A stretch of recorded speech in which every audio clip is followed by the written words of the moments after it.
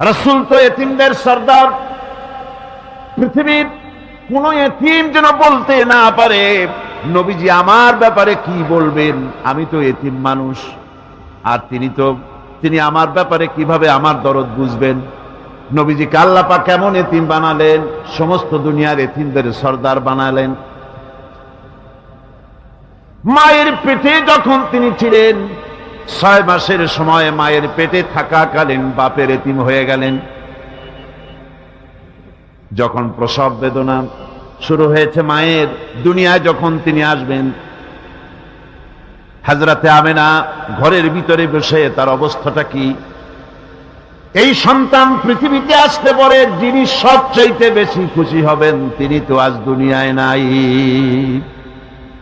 মনের ভিতরে কত কষ্ট। আল্লাহ রাব্বুল আলামিন তার হাবিবকে দুনিয়া আনলেন। রাসূলের দাদা ঘরের সামনে তাঁবুর সামনে দাঁড়ায়া তায়েফ থেকে আগত সাদিয়া গোত্রের লোকদেরকে বলতেছেন, এই ঘরের ভিতরে একটা এতিম বাচ্চা আছে, বেশি টাকা করি দেওয়া যাবে না, যদি দয়া হয় নিয়ে যাও। গরিব মানুষ, এতিম মানুষ দেখে শুনে কেউ আর নিতে চায় না। সবশেষে এলেন ভাগ্যবতী মেয়ে, ভাগ্যবতী মহিলা হযরতে হালিমাতুস সাদিয়া। তিনি এসেছেন, কোনো ছেলে পেলে পায় নাই, সকলের শেষে তিনি এসেছেন। আব্দুল মুত্তালিব বলছেন, এই ঘরের মধ্যে একটা এতিম বাচ্চা আছে, দয়া হলে নিয়ে যেতে পারো। তিনি স্বামীর সঙ্গে পরামর্শ করলেন, এরপরে বললেন যদি দেখতে অন্তত ভালো হয়, মন যদি ভালো লাগে নিয়ে যাব, একেবারে খালি হাতে ফিরে যাওয়ার চাইতে তো ভালো। হযরতে হালিমা বলেন, আমি ঘরের মধ্যে প্রবেশ করলাম, মা আমেনার কোল থেকে শিশু মুহাম্মদ সাল্লাল্লাহু আলাইহি ওয়াসাল্লামকে যখন আমি কোলে নিলাম, আমি হুজুরের চেহারার দিকে নজর করে দেখলাম, আমার কাছে মনে হলো যেন পূর্ণিমার চাঁদটা আমার কোলে ধরা দিয়েছে। রাসূল কি শিশু মুহাম্মদ সাল্লাল্লাহু আলাইহি ওয়াসাল্লাম কি যখন নিয়ে বাড়ির দিকে রওনা হলাম, যে গাধা আমার সকলের পেছনে এসেছে সেই গাধা এখন সকলের আগে ছুটে চলে যায়। এরপরে বাড়ি যখন নিয়ে গেলাম, কুয়ায় পানি বাড়লো, গাছে ফসল বাড়লো, খেজুর গাছে খেজুর বাড়তে লাগলো, জমিনে ফলন বেড়ে গেল। রাসূলের দুধ বোন সায়মা রাসূলকে নিয়ে মুহাম্মদ সাল্লাল্লাহু আলাইহি ওয়াসাল্লাম তাকে দোলনা নিয়ে দোল দিতেছে। কি আশ্চর্য অবস্থা! সায়মা তাকে দোল দিচ্ছে আর বলতেছে, বেঁচে থাকুক মুহাম্মদ সাল্লাল্লাহু আলাইহি ওয়াসাল্লাম, সে দীর্ঘজীবী হোক। কবি লিখতেছেন, কি আশ্চর্য কথা, বেদুইন বালিকা কারে নিয়ে দোল দেয় সে কি তা জানে? বিশ্বনবী মুহাম্মদ রাসূলুল্লাহ সাল্লাল্লাহু আলাইহি ওয়াসাল্লাম এভাবে এতিম অবস্থায় জীবন তার শুরু হলো। যখন তিনি ফিরে এলেন 6 বছর বয়সের সময়, যখন মায়ের কাছে তিনি ফিরে এসেছেন, প্রতিদিন তিনি খেলা দেখতে যান ময়দানে। ইতিহাসের মধ্যে লেখা হয়েছে, মা প্রতিদিন সন্ধ্যার সময় তাকে ফিরে পান। আজকে সন্ধ্যা হয়ে গেছে, শিশু মুহাম্মদ সাল্লাল্লাহু আলাইহি ওয়াসাল্লাম বাড়ি ফেরেন না। কারণ কি, কেন বাড়ি ফেরে না? সন্ধ্যার দিকে তিনি চলে গিয়েছেন পাহাড়িয়া ময়দানে, যে দেখেন ধুধু করতেছে, চতুর্দিকে সন্ধ্যা হয়ে গেছে, অন্ধকার হয়ে গেছে, কোনো ছেলে পেলে নাই, কেউ নাই। পাহাড়ের পাদদেশে বসে শিশু মুহাম্মদ সাল্লাল্লাহু আলাইহি ওয়াসাল্লাম কাঁদতেছেন। মা প্রশ্ন করলেন, বাবারে সন্ধ্যা উত্তীর্ণ হয়ে গেল, কেন একা একা বসে বসে কাঁদো? তিনি বলছেন, মাজি আজ কদিন খেলা দেখতে আসলাম ময়দানে, প্রতিদিন দেখি যখন সন্ধ্যা হয়ে যায় মুরব্বী শ্রেণীর কিছু লোক আসে, ছেলেকে নাম ধরে ডাক দেয়, ছেলেরা দৌড়ে তার বাবার কাছে চলে যায়, আর বাবা ছেলেকে কোলে নিয়ে মুখে চুমা দিয়ে বাড়ির দিকে নিয়ে যায়।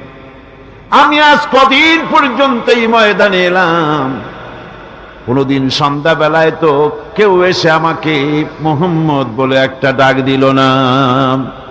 আমার আব্বা কি নাই? আল্লাহ রাব্বুল আলামিন বলেন, আলাম ইয়াজিদকা ইয়াতীমান ফাআওয়া, এরকম এতিম অবস্থায় পেয়ে আমি কি আপনাকে আশ্রয় দেই নাই? আপনাকে আমি পেয়েছি এতিম অবস্থায়, এরপরে আমি আপনারে আশ্রয় দিলাম। ওয়া ওয়াজাদাকা দাল্লান ফাহাদা, এরপরে আমি আপনাকে পথ হারা পেলাম, আমি আপনাকে পথের দিশা দিয়া দিলাম। ওয়া ওয়াজাদাকা আইলান ফাআগনা, এরপরে আমি আপনাকে দরিদ্র অবস্থায় পেয়েছি, তারপরে আমি আপনার দারিদ্র মুক্ত করেছি আপনাকে। সুতরাং ফাআম্মাল ইয়াতীমা ফালা তাকহার ওয়া আম্মাস সাইলা ফালা তানহার ওয়া আম্মা বিনি'মাতি রাব্বিকা ফাহাদ্দিস। সুতরাং নবী, এতিমের প্রতি নির্মম ব্যবহার করো না, এতিমের প্রতি ভালো ব্যবহার করো, নির্মমতা দেখাইও না। আর ভিক্ষুককে ধমক দিও না, রূঢ়তা দেখিও না, আর আল্লাহর নিয়ামতের প্রশংসা করো। বহুত মানুষ আছে এতিমরে গলায় ধাক্কা দেয়। মানুষ যখন ভিক্ষা নিতে আসে, গরিব মানুষ ভিক্ষা চাইতে আসছে, ওই মেয়ে আত্মাহিত জানো, দোয়া কুনুত জানো, বাড়ি যেয়ে কাজ করবা, এই সব আজে বাজে কথা বলিয়া ভিক্ষা দেয় না। সাইলকে ধমক দিতে রাসূল করিম সাল্লাল্লাহু আলাইহি ওয়াসাল্লাম নিষেধ করেছেন, সাইলকে ধমক দিও না। গাড়িতে বসে যাচ্ছেন সাহেব, ট্রাফিক মোড়ে যখন সিগন্যাল জ্বলল, গাড়িগুলি দাঁড়ায় গেল, ফকির এসেছে, হাত নাই পাও নাই, বুড়া মানুষ, একটা পয়সা বার করে না। আবার এই মানুষটি ওই ফকিরকে ধমক দিয়া বার করে দিল। এরপরে এই লোকটি যখন কোনো মাজারের কাছে পৌঁছে গেল, 500 টাকার কড়কড়ে নোটটা ফেলে দিল। বলেন টাকা দরকার কার? মরা মানুষের না জিন্দা মানুষের? কার দরকার? যার টাকা দরকার ছিল তারে দেওয়া হলো না, যার দরকার নাই তারে দেওয়া হলো। এরপরে লোকটা না খেয়ে যখন মারা গেল, পথের ফকির, রাস্তার ফকির, না খেয়ে মারা গেছে। এরপরে তার কাফনের কাপড় নাই, লোকটাকে রাস্তার উপরে শোয়া একটা ছেঁড়া কাপড় দিয়ে ঢেকে রেখেছে।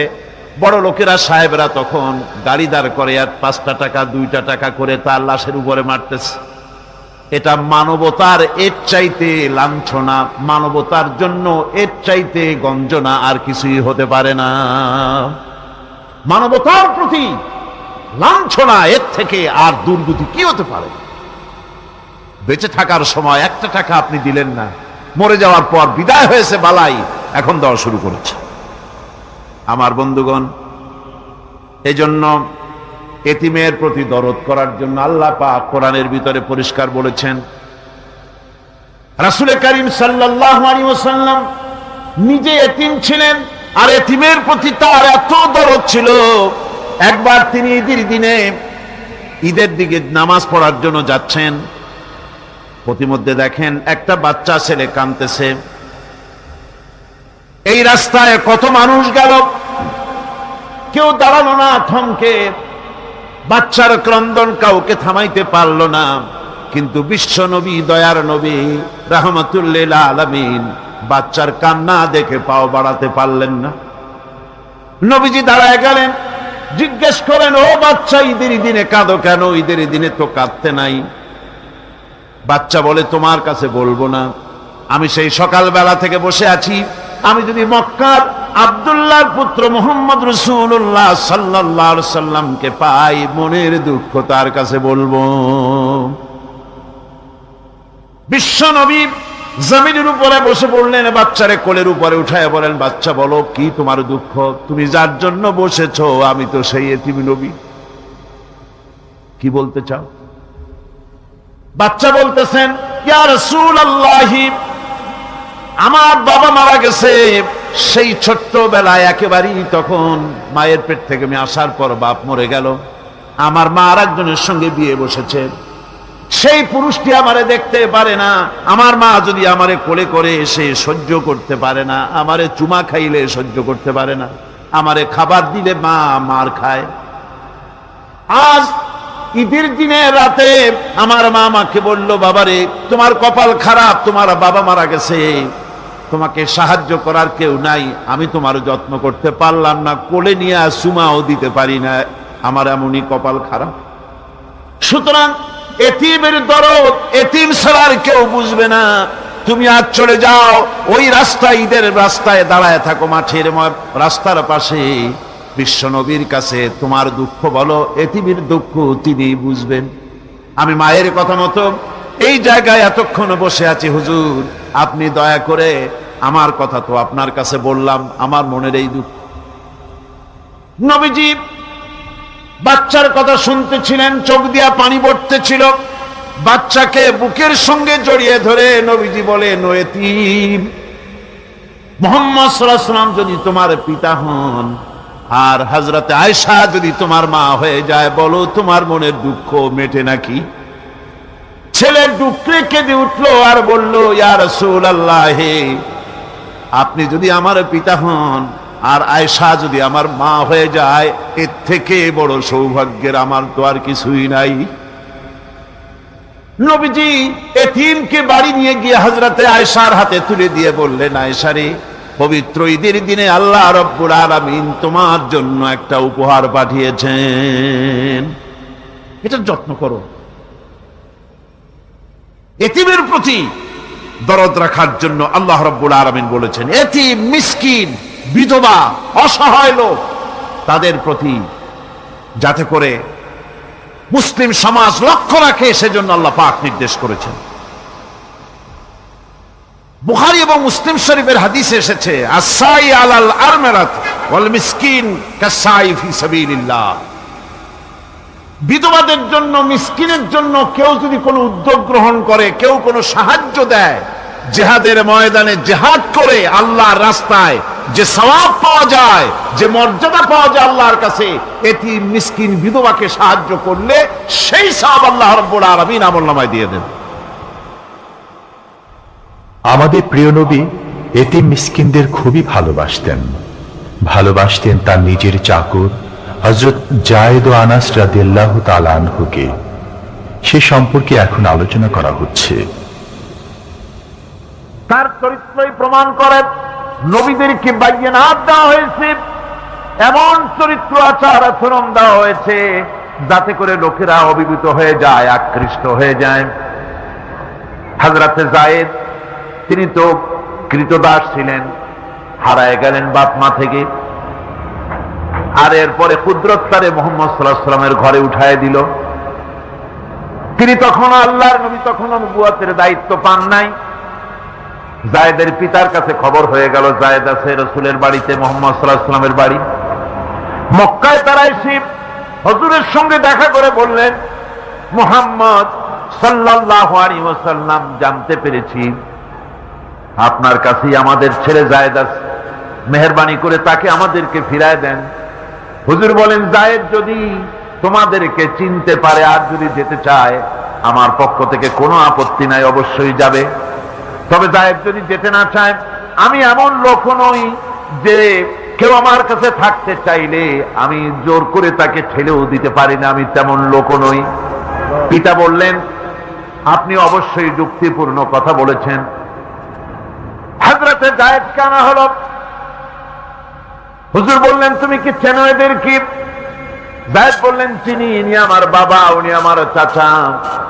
যায়েদের পিতা বলেন, বাবারে বাড়ি চলো, তোমার মা কেঁদে কেঁদে হয়রান, চলো বাড়ি যাই, বাড়ির যা কিছু আছে সব তোমাকে ফিরিয়ে দেওয়া হবে।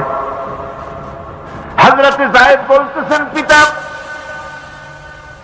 বাড়িতে যা আছে তাই শুদ্ধ, তামাম দুনিয়াটা যদি আমারে দেওয়া হয়, এই লোকটির কাছে থেকে যে ব্যবহার পেয়েছি, আমি এই লোকের কদম ছেড়ে যেতে পারি না। তার চরিত্রই প্রমাণ করে তিনি নবী, কি ব্যবহারটা পেয়েছেন। হযরত আনাস রাদিয়াল্লাহু তাআলা ছোট মানুষ, 8 বছর বয়সের সময় হুজুরের খাদেম হয়ে হুজুরের বাড়িতে আসছেন। আচ্ছা, 8 বছর বয়সের কিশোর ভুল তো করতেই পারে। গরম পানি চাইলে ঠান্ডা পানি এনে দেবে, স্যান্ডেল চাইলে জুতো আনবে, বিছানা বিছাইতে বললে উঠাই পড়বে। এটা স্বাভাবিক, কিশোর মানুষ, ছোট মানুষ। এবার শুনুন, বাইয়ানাত কারে বলেন?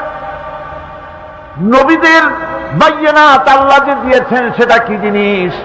সেটা হলো উন্নত মানের চরিত্র, তার ব্যবহার, ওঠা বসা যা দেখলে মানুষ বুঝতে পারে তিনি আল্লাহর নবী। হযরতে আনাসের মুখে শুনুন, হযরতে আনাস রাদিয়াল্লাহু তাআলা আনহু বলেন, একাধিক ক্রমে টানা 10টি বছর রাসূলের খেদমতের ভিতরে নিয়োজিত ছিলাম। 10টি বছরের ভিতরে একটা দিনের জন্য নবীজি আমাকে ধমক দিয়ে কথা বলেন নাই। তো ধমক দিলেন না আমারে, এটা করছো কেন, এটা করো নাই কেন? সুবহানাল্লাহি বিহামদিহি। গোটা পৃথিবীর সমস্ত মুমিন মুসলমানদের, পুরুষ আর নারীদের জীবন, কলিজা, রক্ত রাসূলের কদম মুবারক উৎসর্গ হয়ে যায়। মহান রব্বুল আলামিনের কাছে তার হাবিব রাসূলুল্লাহ সাল্লাল্লাহু আলাইহি ওয়াসাল্লামের ছিল বিশেষ মর্যাদা। আসুন আমরা সে সম্পর্কে আলোচনা শুনি। আমার ভাইরা, রাসূল পাক সাল্লাল্লাহু আলাইহি ওয়াসাল্লাম আল্লাহর নবী এমন এক মহান সত্তা ছিলেন যে তিনি দোয়া আল্লাহর দরবারে হাত উঁচু করতে দেরি আছে, কিন্তু দোয়া কবুল হতে দেরি নাই। হিজরত করে মদিনায় এসেছেন, নামাজ পড়তে দিল চায়, কাবা শরীফের দিকে ফিরে যদি নামাজ পড়তে পারতাম দিলটা বড় ভালো লাগতো, কিন্তু হাত উঁচু করে মোনাজাত করতেছেন না, আল্লাহর কাছে বলতেওছেন না যে আল্লাহ তুমি আমার কিবলাটা বাইতুল মুকাদ্দাস থেকে ফিরাইয়া মক্কা শরীফে বাইতুল্লাহর দিকে ফিরাইয়া দাও। মুখেও বলতেছেন না, মনেও না, শুধু আকাশের দিকে বারবার তাকাচ্ছেন, মোনাজাত করেন নাই। মনে মনে আশা পোষণ করতেছেন যদি এমন একটা ওহী নাজিল হয়ে যেত। আল্লাহ রাব্বুল আলামিন সঙ্গে সঙ্গে রাসূল জোহরের নামাজ পড়তেছিলেন, 2 রাকাত পড়া হয়ে গেছে, এমন সময় ওহী নাজিল হয়ে গেল, قد نرى تقلب وجهك في السماء। ও নবী, আমি দেখতে পেয়েছি বারবার আপনি আকাশের দিকে তাকাচ্ছেন। সুবহানাল্লাহ, আমি দেখতে পেয়েছি। فلنولينك قبلة ترضاها فول وجهك شطر المسجد الحرام। আর দেরি নাই, আপনার মনের আশা পুরা হয়ে গেছে, এক্ষুনি আপনার কিবলা পরিবর্তন করুন। হুজুর 2 রাকাত পড়েছিলেন বাইতুল মাকদাসের দিকে ফিরে, বাকি 2 রাকাত তিনি মক্কা শরীফের কাবা শরীফের দিকে ফিরলেন। আজও পর্যন্ত সেই মসজিদ আছে, সাক্ষ্য দিচ্ছে নবীর কথা কিভাবে মঞ্জুর হয়। মসজিদে কিবলাতাইন মদিনা মুনাওয়ারায় সে মসজিদ আজও আছে। ভাইরা আমার, রাসূল পাক সাল্লাল্লাহু আলাইহি ওয়াসাল্লাম এত বড় মর্যাদা সম্পন্ন ব্যক্তিত্ব, মহান ব্যক্তিত্বের উম্মতের মধ্যে আল্লাহ আমাদের শামিল করেছেন। শুকরিয়া স্বরূপ আমরা পড়ি আলহামদুলিল্লাহ। জোরে সোরে পড়েন আলহামদুলিল্লাহ। আমার ভাইয়েরা, মর্যাদা এত বেশি আল্লাহ রাসূলকে আল্লাহ রাব্বুল আলামিন দান করেছেন। এই পৃথিবীতে কোন মানুষের সঙ্গে যদি আপনি বেয়াদবি করেন, তিনি আপনার বাপ হোক, তিনি আপনার মা হন, অথবা আপনার উস্তাদ হন, অথবা আপনার পীর হন, যে কেউ হোক না কেন, কারো সঙ্গে যদি কোনো বেয়াদবি হয়ে যায় তো শুধু একটা বেয়াদবি ছাড়া আর কিছুই না। কিন্তু নবীজির সঙ্গে যদি কেউ বেয়াদবি করে, সেটা শুধু বেয়াদবি থাকে না, কুফরি হয়ে যায়। কি হয়ে যায়? কুফরি হয়ে যায়। রাসূলুল্লাহকে কেউ তাওহীন করলে, অসম্মান করলে, সমালোচনা করলে কাফের হয়ে যায়। যেমন কি হয়ে যায়? কত বড় মর্যাদা! রাসূল পাক সাল্লাল্লাহু আলাইহি ওয়াসাল্লাম, তার সামনে সাহাবায়ে কেরাম বসা, হুজুর কথা বলছেন, সাহাবায়ে কেরাম তারাও কথা বলছেন। কথা বলতে বলতে এক পর্যায়ে সাহাবীদের গলার আওয়াজ বড় হয়ে গেছে, হুজুরের গলার আওয়াজ শোনা যায় না, সাহাবীদের গলার আওয়াজটা বড় হয়ে গেল। আল্লাহ রাব্বুল আলামিন এতটুকু বরদাস্ত করলেন, আমার নবীর গলার আওয়াজের চাইতে তোমাদের আওয়াজ বড় হলো কেন? সঙ্গে সঙ্গে ওহী নাজিল হয়ে গেল। আল্লাহ রাব্বুল আলামিন বলেন, ইয়া আইয়ুহাল্লাযীনা আমানু লা তারফাউ আসওয়াতাকুম ফাওকা সাউতিন নবী। ও বিশ্বাসীরা, খবরদার, তোমরা যারা ঈমান এনেছো শোনো, তোমাদের গলার আওয়াজ যেন আমার নবীর গলার আওয়াজের চাইতে বড় না হয়ে যায়। যদি তা হয়, আনতাহবাতা আমালুকুম, জীবনের সমস্ত ভালো কাজগুলি আমি আল্লাহ বরবাদ করে দেব। আজ পর্যন্ত এই আয়াতে কারিমা রাসূল পাক সাল্লাল্লাহু আলাইহি ওয়াসাল্লামের রওজায়ে আতহারের সামনে সবুজ সাইনবোর্ডের উপরে সোনার অক্ষর দিয়ে এই আয়াতে কারিমা লেখা রয়েছে, সুবহানাল্লাহ। সর্বকালের, সর্বযুগের সর্বশ্রেষ্ঠ মহামানব, সর্বশ্রেষ্ঠ বিশ্বনবী, আল্লাহর পরে যার মর্যাদা, তিনি হচ্ছেন মুহাম্মদ রাসূলুল্লাহ সাল্লাল্লাহু আলাইহি ওয়াসাল্লাম। রাসূলুল্লাহ সাল্লাল্লাহু আলাইহি ওয়াসাল্লামের প্রতি মহান আল্লাহর ভালোবাসার অন্যতম নিদর্শন হচ্ছে মেরাজ। এর মাধ্যমে আল্লাহ রাব্বুল আলামিন তার বন্ধুকে নিজের সান্নিধ্যে নিয়েছিলেন। এখন আমরা শুনব সেই মেরাজের কাহিনী। দুলির ধরা থেকে রাসূলকে আরশে আজিমে নিয়ে যাওয়া হবে। বোরাক এলো। বোরাক হচ্ছে বারকুন থেকে উৎপত্তি। এর অর্থ হচ্ছে বিজলি, বৈদ্যুতিক গতি সম্পন্ন, ঘোড়ার চাইতে ছোট, খচ্চরের চাইতে বড়, এই জাতীয় একটা প্রাণীর মতো হযরতে জিবরাইল নিয়ে আসলেন। আমাদের দেশে কারো কারো বাড়িতে আয়নায় বান্ধানো থাকে এই ছবিটা। ঘোড়া আছে, দুইটা ডানা আছে, মাথাটা মেয়ে লোকের মতো, চুলগুলো ঝুলে পড়ছে, নিচে লেখা আছে হাজা বুরাকুন নবী সাল্লাল্লাহু আলাইহি ওয়াসাল্লাম। আন্দাজে কোথায় পাইছে আল্লাহ? মিথ্যে কথা, বাজে কথা। আল্লাহ এরকম একটা মেয়ে লোক মার্কা ঘোড়া পাঠাইছিল হুজুরকে নেওয়ার জন্য, এটা কথা হইল? রাসূলকে মক্কা থেকে, উম্মে বাবে উম্মে হানি থেকে হুজুরকে বের করে নিয়ে যাওয়া হলো বাইতুল মাকদাসে। সমস্ত পয়গম্বর, দুনিয়া আল্লাহ যাদের পাঠিয়েছিলেন, সমস্ত রূহ উপস্থিত ছিল সেখানে। রাসূল করিম সাল্লাল্লাহু আলাইহি ওয়াসাল্লাম এখান থেকে মেরাজ করলেন। এতটুকুন ছিল ইসরা। কোরআনে কারীম বলছে, আজকের কারি সাহেব যেখান থেকে তেলাওয়াত করেছিলেন, সুবহানাল্লাযী আসরা বিআবদিহি লাইলাম মিনাল মাসজিদিল হারামি ইলাল মাসজিদিল আকসা। সুবহানাল্লাযী, সমস্ত দুর্বলতা, অক্ষমতা থেকে মুক্ত সেই সত্তা যিনি তার বান্দাকে ইসরা করিয়েছেন, মেরাজ করিয়েছেন। কোন সুবহানাল্লাহ। সমস্ত দুর্বলতা, অক্ষমতা থেকে মুক্ত তিনি পার করে নিয়ে গিয়েছেন। তারপরে মুহূর্তের ভিতরে মহাশূন্য পাড়ি দিয়ে, সেই মহাশূন্য মানে কি? এইখান থেকে সূর্য কত দূরে জানেন না? 9,30,00,000 মাইল দূরে এখান থেকে সূর্য। সেই সূর্য, তারপরে রয়েছে গ্যালাক্সি, মিল্কি ওয়ে, গ্রহ নক্ষত্র, সে যে কত দূরে।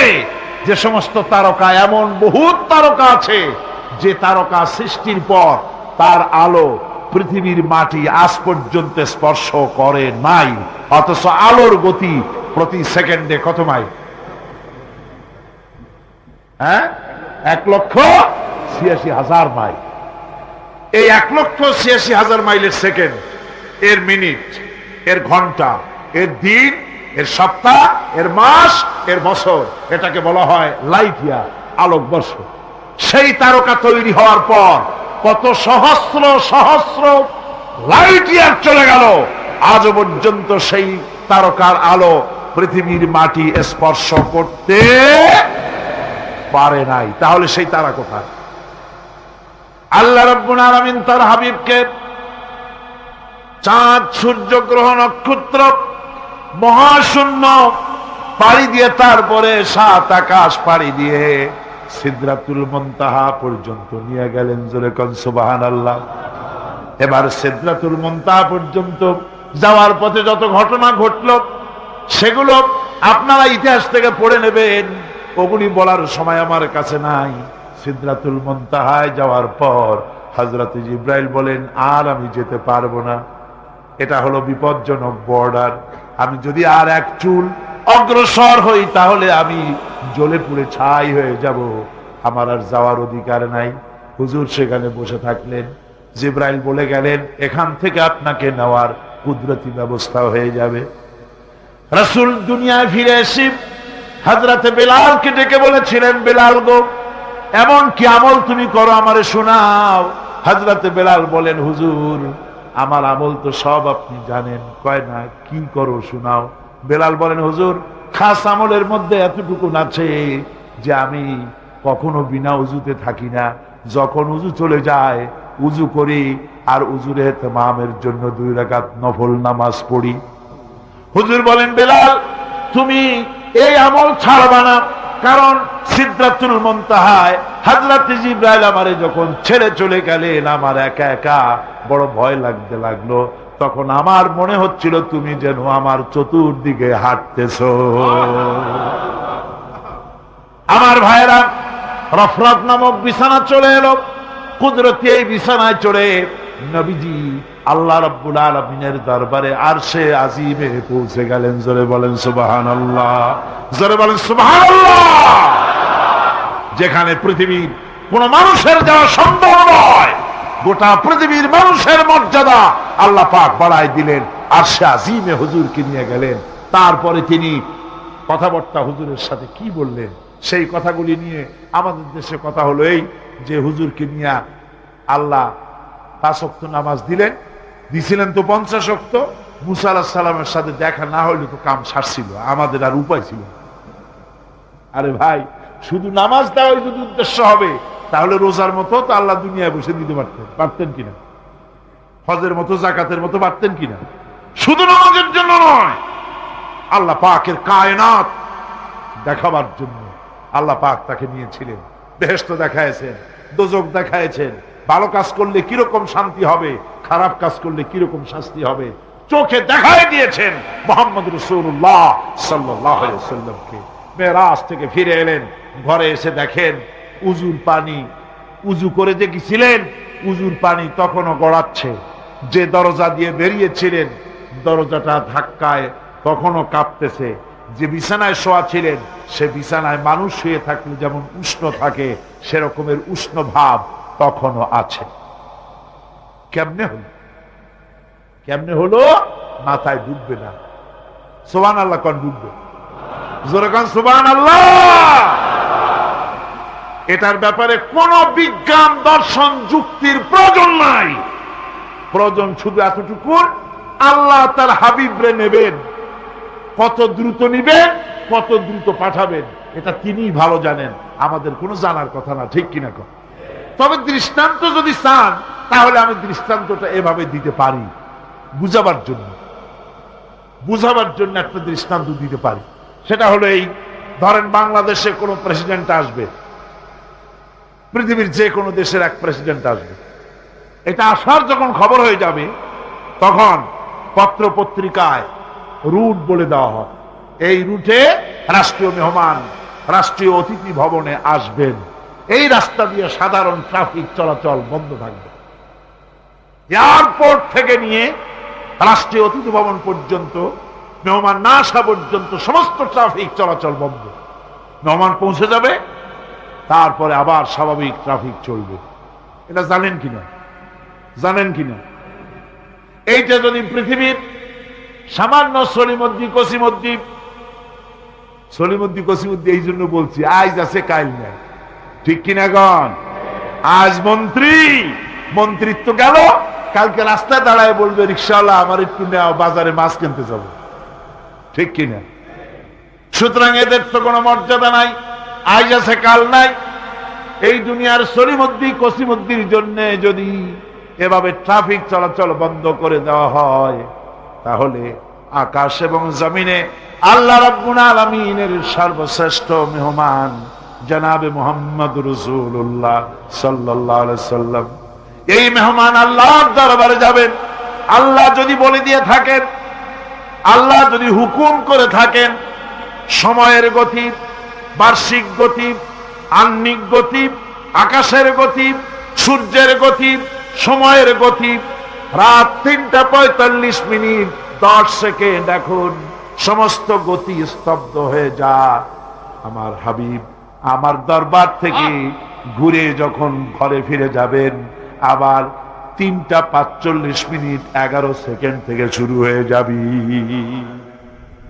ইসলাম প্রচার করতে গিয়ে আমাদের প্রিয় নবীর উপর চলেছে অকথ্য নির্যাতন, যার প্রমাণ তায়েফের ঘটনা। সেই কাহিনী এখন আমাদের সামনে সুললিত কণ্ঠে তুলে ধরছেন প্রখ্যাত মুফাসসিরে কোরআন হযরত মাওলানা দেলওয়ার হোসাইন সাঈদী। ক্যাসেটটির প্রযোজনায় সিএইচপি, পরিবেশনায় স্পন্দন অডিও ভিজুয়াল সেন্টার, ঢাকা। শুনুন তায়েফের কাহিনী। তায়েফের ময়দানে আমার রাসূল রক্ত দিয়েছেন। আমি সেই তায়েফ সফর করেছি। সেই তায়েফ, আমি তায়েফের ইতিহাস হাদিসে পড়েছি, চোখে দেখি নাই। তায়েফের চিত্র নিজের চোখে দেখে প্রাণ ভরে কেঁদেছি, যেখানে রাসূলের রক্ত পড়েছে। 3টি জায়গায় রাসূলের রক্ত পড়েছে। সবচাইতে বেশি রক্ত পড়েছিল যে জায়গাটিতে, সেই জায়গায় প্রাণ ভরে কেঁদেছি। আমার স্ত্রী আমার সাথে ছিলেন। আমি তায়েফে গিয়ে লোকেরা আমাকে যখন বলল বিশ্রাম নিতে, আমি বললাম না, বিশ্রাম করব না, আগে আমারে নিয়ে যাও। আমার রাসূলকে মারছিল যে রাস্তাটা, ওই রাস্তাটা আমার আগে দেখাও। 3 দিনের না খাওয়া, রাস্তার 2 দিকে কাফেরেরা দাঁড়ানো, চতুর্দিক থেকে পাথর মারা শুরু করে দিল। আহারে, এমন সুন্দর চেহারার মানুষ দেখে কেমনে মারল তারা। হুজুর পড়ে গেলেন, ওরা কাফেরেরা এসে জোর করে ধাক্কা মেরে হাঁটালো। আবার হুজুর পড়ে গেলেন, বেহুশ হয়ে পড়লেন। আবার ওরা উঠাইয়া জোর করে আবার হাঁটালো। তৃতীয় শেষ জায়গায় গিয়ে হুজুর বেহুশ হয়ে পড়ে গেলেন। শরীর থেকে সবচাইতে বেশি রক্ত পড়েছে সেখানে। আমি লম্বা সেজদায় পড়ে এত কান্দা কাঁদছি, আরে আমার নবীজির রক্ত পড়েছে এই মাটিতে। ফেরেশতারা এসে বলছেন, হে রাসূল, আপনার এই অবস্থা থেকে আকাশের ফেরেশতারা কাঁদতে কাঁদতে অস্থির হয়ে গিয়েছে। আপনি আমাদের অনুমতি দেন, এই পাহাড় চাপা দিয়া কাফেরের গোষ্ঠী সাফ করে দেই। আমার নবীজি বললেন, না, আমি তা বলবো না। আমি তো পৃথিবীর মানুষকে প্রতিশোধ দিতে আসি নাই। আমি যদি হুকুম করি আর আমার হুকুম মতো সবগুলি যদি পাথর চাপা দিয়ে মারিয়ে ফেলে দাও, তাহলে আমি কাল কালে পৌঁছাবো লা ইলাহা ইল্লাল্লাহু মুহাম্মাদুর রাসূলুল্লাহ। সঙ্গে যায়েদ, রক্তাক্ত শরীর। আরে, যেই শরীরের দিকে মানুষ একবার তাকাইলে চোখ ফিরাইতে পারত না। হযরত আয়েশা বলেছেন, যে সমস্ত নারীরা ইউসুফ আলাইহিস সালামের দেখে হাত কেটে বেড়াইছিল, ওরা যদি আল্লাহ রাসূলকে দেখতো, হাত কাটতে কাটতে কলিজা কাটে ফেলাই দিত, টের পাইতো না। এমন মানুষের গায়ে কেমনি পাথর মারল।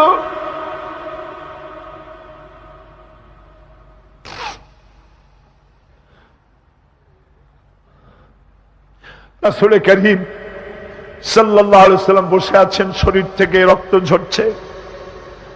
বুখারী শরীফে এসেছে, আত্তাস নামক এক যুবক আঙ্গুরের বাগান থেকে 1 গ্লাস আঙ্গুরের শরবত এনে হুজুরের হাতে দিলেন। এত কষ্টের পর 3 দিনের না খাওয়া ক্ষুধার্ত নবী 1 গ্লাস আঙ্গুরের শরবত সবটুকুন পান করে একটা স্বস্তির নিঃশ্বাস ফেললেন। বললেন, তোমার নাম না আত্তাস? তিনি বললেন, হ্যাঁ, আমার নাম আত্তাস। তোমার বাড়ি হযরত ইউনূস আলাইহিস সালামের গ্রামে? বললেন যে হ্যাঁ, আমার বাড়ি ইউনূস আলাইহিস সালামের গ্রামে। যুবক জিজ্ঞেস করলেন, হুজুর, আপনি কি করে বুঝলেন আমার নাম আত্তাস আর আমার বাড়ি ইউনূস আলাইহিস সালামের গ্রামে? আপনি জানলেন কি করে? হুজুর বললেন, আমিও নবী, ইউনূস আলাইহিস সালামও নবী। এক নবীর খবর আর এক নবীর কাছে থাকে। রাসূল গায়ের রক্তগুলি ধুয়ে দুইখানা হাত আল্লাহর দরবারে তুললেন। আজকে দুনিয়ায় কেউ নাই হুজুরের, খাদিজা নাই, আবু তালেবও নাই, রাসূল একা। সাহাবীরা দিনের বেলায় কাফেরদের ভয়তে হুজুরের সঙ্গে দেখা করতে পারে না। হুজুর বলেন, আমার ওই কষ্টের সময় খাদিজা নাই। ওই সব পাথরগুলি আমি আজও চিনি, যে পাথরগুলি আমি যাওয়ার সময় রাস্তায় পাথরগুলি আমাকে বলেছে আসসালামু আলাইকা ইয়া রাসূলুল্লাহ। পাথরগুলি আমাকে সালাম করেছে। আল্লাহ পাক আমাকে সান্ত্বনা দিয়ে বলেছেন, ইয়া আইয়ুহান নবী হাসবুকাল্লাহ। ও নবী, কোন চিন্তার কারণ নাই, আমি আল্লাহ তোমার জন্য যথেষ্ট। আবু জেহেল, আবুল আহাব, উতবা এবং শাইবা সব সময় রাসূল করিম সাল্লাল্লাহু আলাইহি ওয়াসাল্লামের বিরুদ্ধচারণে ব্যস্ত থাকত। তারা মহাগ্রন্থ আল কোরআনের উৎস জানার চেষ্টা করল। এই সম্পর্কে মুহতারাম মাওলানা আলোচনা করছেন। আবু জেহেল, আবুল আহাব, উতবা, শাইবা এরা সবাই রাসূলের ঘরের চার কোনায় দাঁড়িয়ে কোরআনে কারীম তারা আবিষ্কার করতে গেছে যে মুহাম্মদ সাল্লাল্লাহু আলাইহি ওয়াসাল্লাম কোরআনের নামে যে কথাগুলি বলেন, এই কথাগুলি তিনি কোত্থেকে আবিষ্কার করেন, কোথা থেকে পান? তিনি কি কোনো কবির কাছ থেকে ট্রেনিং নেন? কোথা থেকে এগুলি পান তিনি? তাই জানার জন্য ওরা গিয়ে, আবু জেহেল যে গিয়েছে আবু সুফিয়ান তা জানে না, উতবা যে গিয়েছে শাইবা তা জানে না, একে অপরের অজান্তে ঘরের চার কোনায় দাঁড়িয়ে আছে। গভীর রাত্রে সরকারে দো আলম আশরাফুল আম্বিয়া নবী মুহাম্মদ রাসূলুল্লাহ সাল্লাল্লাহু আলাইহি ওয়াসাল্লাম তেলাওয়াত করা শুরু করেছেন। এখন বুঝুন, একে তো আল্লাহর কালাম, আর তেলাওয়াত করছেন তিনি যার উপরে এটা অবতীর্ণ হয়েছে। একটু আগে যে কারি সাহেব তেলাওয়াত করতেছিলেন, কি বলেন, কেমন লাগলো? সুবহানাল্লাহ, সুবহানাল্লাহ, মনে হচ্ছিল সারা রাত তেলাওয়াত হোক আর শুনতে থাকি। এখন বুঝুন যে রাসূল নিজে তেলাওয়াত করতেছেন। আবু জেহেল, আবু সুফিয়ান, উতবা, শাইবা আল্লাহর নবীর ঘরের চার কোনায় দাঁড়িয়ে নবীজির তেলাওয়াত করা কোরআনে কারীম শুনতেছে। ওদের মনে মনে চিন্তা জাগলো, আর একটু শুনে তারপরে বাড়ি যাব, আর একটু শুনে নেই তারপরে বাড়ি যাব। এভাবে করে চিন্তা করতে করতে নবীজির মুখে আল্লাহ রাব্বুল আলামিনের কালাম শুনে শুনে চারটা কাফেরের জন্য ফজরের রক্ত হয়ে গেছে। বাড়ি যাওয়া তো দূরের কথা, দাঁড়ানো থেকেও তো বসার সময় পায় নাই। কোরআনে কারীমের আকর্ষণ, এ মোহাব্বত মানুষকে এভাবে টেনে আনে। দেখুন, শুধুমাত্র লিফলেট ছড়ানো হয়েছে আর পত্রিকায় একটু এসেছে তাফসীরুল কোরআন মাহফিল হবে। 3 দিনের মাহফিলের প্রথম দিনই মাঠের কাম সারা হয়ে গেছে। এরপরে কাল এবং পরশু কি হাসর হবে আল্লাহ রাব্বুল আলামিন ভালো জানেন। আমার ভাইরা, এই আকর্ষণ আমি বলে থাকি আল্লাহর কসম, এই আকর্ষণ সাইদির নয়, এই আকর্ষণ আল্লাহ রাব্বুল আলামিনের কোরআন মাজিদ। এর থেকে যারাই এই কোরআন থেকে মানুষকে বিচ্ছিন্ন করতে চাইবে, ওরাই জনগণ থেকে চিরতরে বিচ্ছিন্ন হয়ে যাবে। বন্ধুগণ, আবু জেহেল, আবু সুফিয়ান, উতবা, শাইবা 4 জন রওনা করেছে সকালবেলায়। আবু জেহেল জিজ্ঞেস করছে, আবু সুফিয়ান রে, কখন আসছো? কয় অত রাত্রে। উতবা, শাইবা তারাও বলল মুখ রাত্রে। কেউ কোনো কথা বলে না। আবু সুফিয়ান বলছে, ভাই আবু জেহেল, যদি তুমি রাগ না করো একটা কথা কই। হ্যাঁ, বলতে পারো। দেখুন, এই যে সারা রাত ধরে মুহাম্মদ সাল্লাল্লাহু আলাইহি ওয়াসাল্লামের মুখে আল্লাহর কালাম শুনলাম, আমার মনের বিশ্বাস, লাত মানাতের কসম করে বলতে পারি, এই কথা মানুষের বানানো হতে পারে না। এটা কোন ঐশ্বরিক বাণী হবে, এটা মানুষের। আবু জেহেল বলছে, দেখো ওই কথা তো আমারও, কিন্তু মুশকিল হলো এই, আমরা হলাম লিডার, আমরাই যদি এতে আকৃষ্ট হয়ে পড়ি, তাহলে তো আবু বকর, ওমরের মতো আমরাও পাগলামি করে বসবো, আমরা ওই দলে চলে যাব, আমরাও মুসলমান হয়ে যাব। সুতরাং আমি বুঝতে পেরেছি তোমাদের কোরআন শোনার পাগলামিতে ধরেছে। তোমরা আমার হাতে হাত দাও, তওবা পড়ো, এই জায়গায় কোরআন শুনতে আর কোনো দিন আসবে না। কি করবে? ইচ্ছের বাইরে নেতাকে খুশি রাখতে হয়, তাই বাধ্য হয়ে সবাই তওবা করল। তওবা করে বাড়ি চলে গেছে। সন্ধ্যা যখন পার হয়ে গেল, আবু সুফিয়ান ভাবলো আবু জেহেল নিজেই যখন তওবা পড়িয়েছে, সে তো আর আসবে না, আর উতবা সাইবা আবু জাহেলের ভয়তে যাবে না। আমি আজকে একা একা মুহাম্মদ সাল্লাল্লাহু আলাইহি ওয়াসাল্লামের ঘরের কোনায় গিয়ে প্রাণ ভরে কালামুল্লাহ শুনব। উতবাও তাই ভেবেছে, সাইবাও তাই ভেবেছে। এদিকে আবু জেহেল মনে মনে ভাবলো, ওরা তিনজনে আমার হাতে তওবা পড়েছে, আমার নেতৃত্বের প্রভাব, আমার ভয়তে ওরা কেউ আসবে না। আজকে একা আমি মজা করে সারা রাত শুনবো মুহাম্মদ সাল্লাল্লাহু আলাইহি ওয়াসাল্লামের মুখে আল্লাহর কালাম। গত রাত্রের মতো আজও সব হাজির হয়ে গেছে ঘরের কোনায়। আসবেই, এটাই তো স্বাভাবিক, আসাটাই স্বাভাবিক। গত বছর কোরআনে কারীমের তাফসীরের মাহফিলে বাধা দিল। একটা পত্রিকায় দেখলাম হরতালও সফল, তাফসীরও সফল। তো আমি দেখলাম যে হেডিংটা তো খুব ভালোই, খবরটা পড়লাম, দেখলাম একটা প্রতিবেদন লিখেছেন তিনি লিখলেন যে কোরআন বিরোধীরা তারা হরতালের ডাক দিল। এখন আজকাল পাগলে ডাক দিলেও হরতাল হয়ে যায়, কেডার তার দামি গাড়িটা রাস্তায় বের করে ভাঙবে। হরতালের ডাক দিয়েছে তো হরতাল হলো, কল কারখানা বন্ধ হয়ে গেল, দোকানপাট বন্ধ হলো। এখন কল কারখানার শ্রমিক আর দোকানপাটের শ্রমিক আর মালিক, সারা দিনে কোনো কাম নাই, সব তাফসীরের মাহফিলে হাজির। কথা বুঝলেন? শেষ পর্যন্ত এও দেখা গেল, আমার কাছে রিপোর্ট এসেছে, যারা বাধা দিয়েছিল তারা কয় যে কিছু টাকা তো পাই, কাজে কিছু না করলে টাকাটা হালাল হয় কেমন। শেষ পর্যন্ত ওরাও চাদর মুড়ি দিয়া তাফসীরের মাহফিলের কোনায় ওরাও দাঁড়ায় গেছে। সুবহানাল্লাহ বিহামদিহি। এটা কোরআনের আকর্ষণ, এর থেকে মানুষকে ছুটানো যায় না, মুসলমানকে এর থেকে বিচ্ছিন্ন করা যায় না। চারো কাফের আজও এসে হাজির হয়েছে রাসূলের চার কোণে, একে অপরের অজান্তে। এরপরে রাত যখন শেষ হয়ে আসে, তখন আবু জেহেল মনে করলো আর দাঁড়ানো ঠিক না, আবু সুফিয়ান, উতবা, সাইবা ওরাও মনে করলো আর দাঁড়ানো ঠিক না।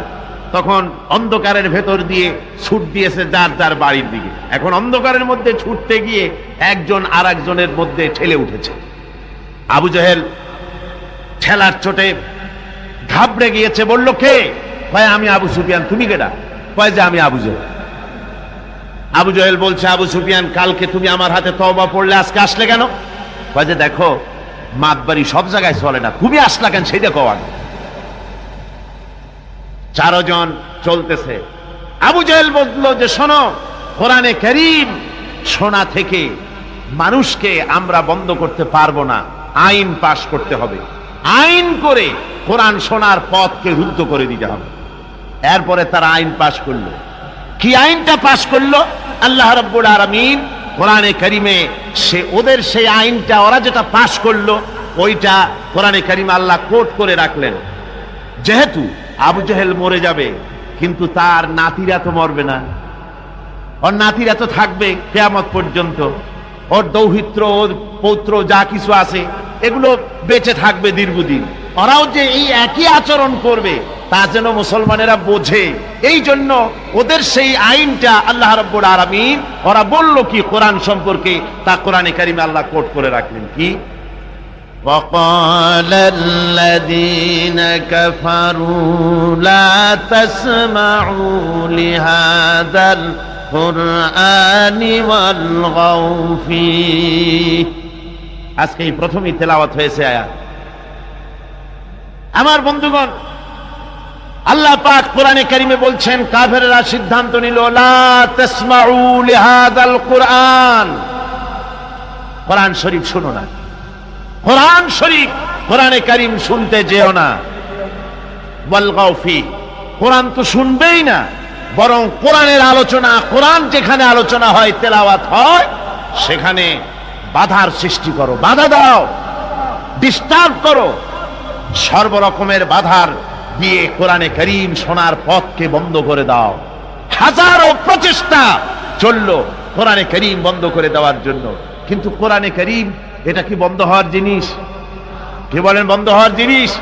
ওরা বলল কি, যে যদি ডিস্টার্ব করো, যদি এভাবে বন্ধ করে দিতে পারো, তাহলে তোমরা জয়ী হতে পারবে, আর যদি কোরআনের আন্দোলন চলে তাহলে তোমরা জয়ী হতে পারবে না, তোমাদের ক্ষমতা শেষ হয়ে যাবে। আমার ভাইরা, রাসূল পাক সাল্লাল্লাহু আলাইহি ওয়াসাল্লাম হজের মৌসুম এলো, কাবা শরীফের কোনায় বসে তেলাওয়াত করতেছেন। আবু জেহেল করেছে কি, ঘরে বাইরের থেকে যত হাজিরা এসেছে হজ করতে, ওদের তাঁবুতে গিয়ে গিয়ে বলছে, শোনো, আমাদের দেশে একটা পাগল, নাম তার মুহাম্মদ, নাউযুবিল্লাহি মিন যালিক, বলছে নাম তার মুহাম্মদ সাল্লাল্লাহু আলাইহি ওয়াসাল্লাম, তাকে জেনে ধরেছে, খবরদার তার কথা শুনতে যাও না, সে একটা পাগল মানুষ, তার কাছেও যাও না, কি বলে তাও শোনো না। এখন অবস্থাটা এই হয়েছে, বাইরের থেকে যারা এসেছে তারা তো মুহাম্মদ সাল্লাল্লাহু আলাইহি ওয়াসাল্লামের নাম জানে না। আবু জেহেল নিজে গিয়া ঘরে ঘরে হুজুরের নামটা পরিচয় করায় দিয়ে আসে। এরপরে এই সমস্ত মানুষের একটা কৌতূহল, এই কোন জিনিস সম্পর্কে মানুষকে যদি নিষেধ করা হয় সেই জিনিসটা জানার জন্য, দেখার জন্য মানুষের কিউরিসিটি জাগে বেশি। এখন যখন নিষেধ করা হলো, লোকেরা ভাবলো নেতা বলেছে শুনবো না কি বলে, কিন্তু পাগলটা কেমন একটু দেখে আসি না। চলে গেছে কাবা শরীফের পাশে, যায়া রাসূল সাল্লাল্লাহু আলাইহি ওয়াসাল্লামের চেহারা মোবারকের দিকে, তার চেহারা আনোয়ারের দিকে যখন এরা তাকিয়েছে, রাসূল পাক সাল্লাল্লাহু আলাইহি ওয়াসাল্লামের চেহারা মোবারকের দিকে তাকিয়ে ওরা বলছে, এই লোকটা কি পাগল হতে পারে? এত সুন্দর চেহারার মানুষ, সে কি কোনোদিন পাগল হতে পারে? নিশ্চয়ই পারে। রাসূল পাক সাল্লাল্লাহু আলাইহি ওয়াসাল্লামের চেহারা মোবারক, সুবহানাল্লাহ, মানুষের যদি নজর পড়ে যেত আল্লাহ রসুলের প্রতি, সেই চেহারা থেকে মানুষ চোখ ফিরাতে পারত না।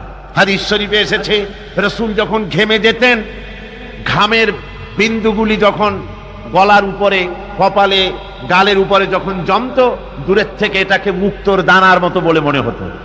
এত সুন্দর চেহারা আল্লাহ রাব্বুল আলামিন তাকে দিয়েছিলেন। ওরা বলল, এই লোক কি কোনোদিন পাগল হতে পারে? আমরা তো পাগল দেখেছি, চুলগুলো থাকে উস্কো খুস্কু, দাড়ি একটা থাকে এদিক আর একটা থাকে ওদিক, দাঁতে থাকে ময়লা, চোখগুলো থাকে উদাস উদাস ভাব, হাতে থাকে নখ, জামা কাপড় ময়লা বিশ্রী, এই তো পাগলের পরিচিতি। আর এত সুন্দর সুবিন্যস্ত শ্মশ্রু মণ্ডিত সুন্দর চেহারা, মাথার চুলগুলো এত সুন্দর, এত সুন্দর ভুরু, টানা টানা আঁখি, এত সুন্দর মানুষ আমরা জীবনে কোনোদিন দেখি নাই। এ তো কখনো পাগল হতে পারে না। দেখি না বলে কি, কানের থেকে আঙ্গুল খুলে ফেলেছে। আর অমনি রাসূল পাক সাল্লাল্লাহু আলাইহি ওয়াসাল্লামের তেলাওয়াত করা কালামে পাক ওদের কানের মধ্য দিয়া ঢুকে কলিজায় স্পর্শ করেছে। আমার বন্ধুগণ, শুনতে শুনতে বহিরাগত লোকগুলির চোখ দিয়ে পানি পড়া শুরু করে দিয়েছে, এবং নিজেদের অজান্তে নিজেদের মুখ থেকে, ওদের মুখ থেকে বেরিয়ে গেল, আশহাদু আল্লা ইলাহা ইল্লাল্লাহু ওয়াহদাহু লা শারীকা লাহু ওয়া আশহাদু আন্না মুহাম্মাদান আবদুহু ওয়া রাসূলুহু। কাফেরদের সাথে রাসূলুল্লাহ সাল্লাল্লাহু আলাইহি ওয়াসাল্লাম হুদায়বিয়া সন্ধি করেন। এর কিছু কিছু শর্ত সাহাবীদের পক্ষে মানা খুবই কষ্টকর ছিল, কিন্তু কৌশলগত কারণেই তারা এই চুক্তি মেনে নিয়েছিলেন। এবারের প্রসঙ্গ হুদায়বিয়ার সন্ধি। হুদায়বিয়ার দিনে, হুদায়বিয়ার সন্ধির দিনে সন্ধিপত্র লেখা হলো, হুজুরের নাম লেখা হলো মিন মুহাম্মাদুর রাসূলুল্লাহ। তার পক্ষ থেকে কুরাইশদের মধ্যে চুক্তিপত্র লেখা হচ্ছে। কুরাইশরা বলল, মুহাম্মদ সাল্লাল্লাহু আলাইহি ওয়াসাল্লামের নামের সামনে যদি রাসূলুল্লাহ লেখো তাহলে তো চুক্তির কোনো দরকার নাই, আমরা তো তাকে রাসূল মানি না, নাউযুবিল্লাহ। মুহাম্মদ বিন আব্দুল্লাহ যদি লেখো তাহলেই আমরা এই চুক্তি মানব। রাসূল করিম সাল্লাল্লাহু আলাইহি ওয়াসাল্লাম হযরত আলীকে ডাকলেন, আলী গো, চুক্তিপত্রে যেখানে আমার নাম মুহাম্মদুর রাসূলুল্লাহ লেখা আছে, আমার নামের সামনে থেকে রাসূলুল্লাহ নামটা বাদ দিয়ে দাও, মুহাম্মদ বিন আব্দুল্লাহ লেখো।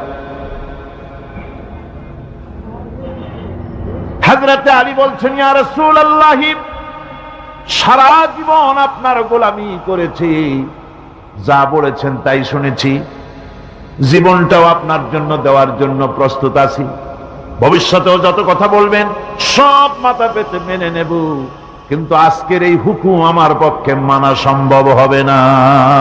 আমি আলীর পক্ষে কিছুতেই সম্ভব নয় যে আল্লাহর নবীর নামের সামনে থেকে মুহাম্মদুর রাসূলুল্লাহ আমি কেটে দেব। রাসূলুল্লাহ শব্দ আমি কাটতে পারবো না, এটা আমার পক্ষে সম্ভব নয়। নবীজি বললেন, আলী কোন জায়গায় রাসূলুল্লাহ লেখা আমারে দেখো, আমি কেটে দিই। আমার বন্ধুগণ, নাম লিখতে জানেন না, সই করতে পারেন না, পড়তে জানেন না, তিনি বলতেছেন مولاي صل وسلم دائما أبدا